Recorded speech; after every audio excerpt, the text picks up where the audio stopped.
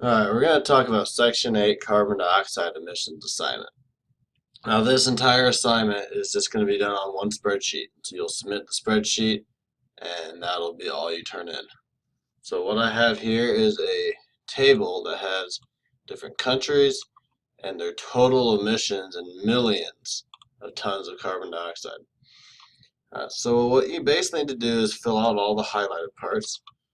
First, you need to convert millions of tons into tons.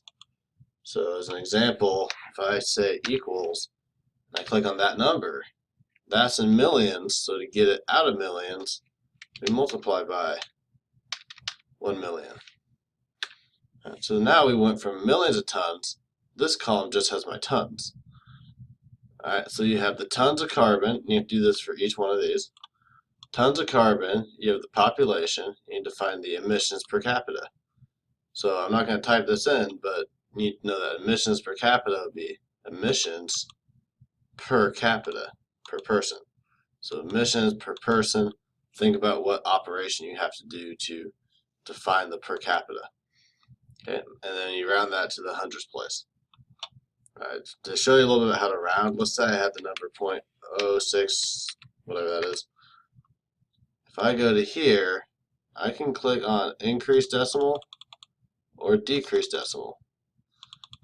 So what I want you to do is decrease it to the point where you have the hundredths place. If it said thousands, you can add one more. But for hundreds, go ahead and do that. So these two buttons up here will do that. Alright, and so once you have those two done, then we want to find average CO2 emissions of the top 10 countries. Alright, now remember for average, the function for that is equals average. And you're going to highlight whatever column you want to. It's emissions, so you'll highlight those. Mean of the per capita now. So emissions is this column. Per capita will be this column. So same thing, just do the mean of this column, and then do the median of this column as well. Okay, so once you get those three data points, then you can move on.